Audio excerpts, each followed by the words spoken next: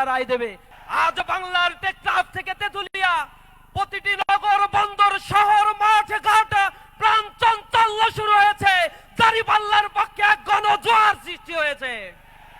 দেশের দেশপ্রেমিক সার্বভৌমত্বের অতন্ত্র প্রহরী দলগুলো আজ একতাবদ্ধ হয়ে এক ঐক্যবদ্ধ বাংলাদেশের সুরতান কাঁধে কাঁধ মিলিয়ে তারা জয়গান শুরু করেছে। মানুষ এখন অপেক্ষা করছে আগামী 12ই ফেব্রুয়ারি যে নতুন ভোর উদিত হবে, সেই ভোর উদিত হবে ইনসাফের বাংলাদেশের ভোর ইনশাআল্লাহ। আমরা এই বাংলাদেশকে দুর্নীতি মুক্ত, চাঁদাবাজ মুক্ত, সন্ত্রাস মুক্ত, মানবিক ইনসাফের একটি বাংলাদেশ গড়ে তোলার জন্য জীবন দিতে প্রস্তুত আছি ইনশাআল্লাহ।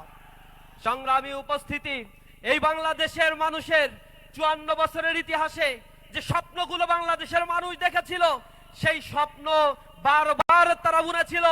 আর রাজনৈতিক বেনিয়া শক্তির মতো এক একটা দল ক্ষমতায় এসে আধিপত্যবাদের কাছে তাদের মাথা নত করে জনগণকে তারা লাঞ্ছিত করেছে বারবার। এবার সময় এসেছে, অনেক কিছু দেখা শেষ। নতুন বাংলাদেশ গড়ার জন্য এখন দাঁড়িপাল্লায় আমাদেরকে ভোট দিয়ে এক ইনসাফের বাংলাদেশ আমরা গড়ে তুলবো ইনশাআল্লাহ।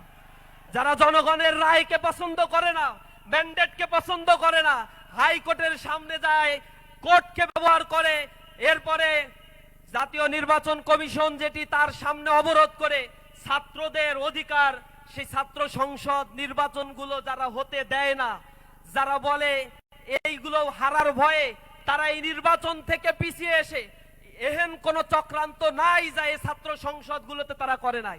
তাদের দলীয় এজেন্ডা বাস্তবায়নের জন্য তাদের দলীয় সকল লোকদেরকে তারা ব্যবহার করেছে। তাদের ভিসি থেকে শুরু করে যারা ছিল তাদের সকল শক্তি বিনিয়োগ করেও ছাত্রদের রায় যেখানে দিয়েছে, পরিবর্তন সেখানে সংগঠিত হয়েছে। আগামীর বাংলাদেশেও জনগণ যে পক্ষে রায় দিবে সেই বাংলাদেশ সেভাবেই গড়িতে হবে ইনশাআল্লাহ।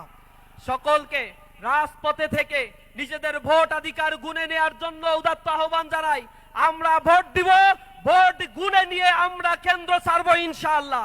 আগামীর বাংলাদেশে যদি কেউ রক্তচক্ষু দেখিয়ে টাকা দিয়ে ভোট কেনার চিন্তা করে, বিশ্ববিদ্যালয়ের ছাত্ররা দেখিয়ে দিয়েছে টাকা দেওয়ার পরেও ভোট দেওয়ার ক্ষেত্রে তারা সেই ভোটগুলোই দিয়েছে যা তাদের পছন্দ। এই বাংলাদেশের মানুষ এখন স্বাধীন চিন্তা করতে পছন্দ করছে, সুতরাং তাদেরকে কোনো কার্ডের হাইকোর্ট দেখায় লাভ নাই। যারা বাংলাদেশকে স্বজনপ্রীতি মুক্ত, দুর্নীতি মুক্ত, এই ইনসাফের বাংলাদেশ গড়তে পারবে, তাদের পক্ষেই জনগণ ইনশাআল্লাহ রায় দেবে। সকলকে এই বাংলাদেশ গড়ার জন্য রাজপথে থেকে উদাত্ত আহ্বান জানিয়ে আমার কথাই শেষ করছি। আসসালামু আলাইকুম ওয়া রাহমাতুল্লাহি ওয়া বারাকাতুহু।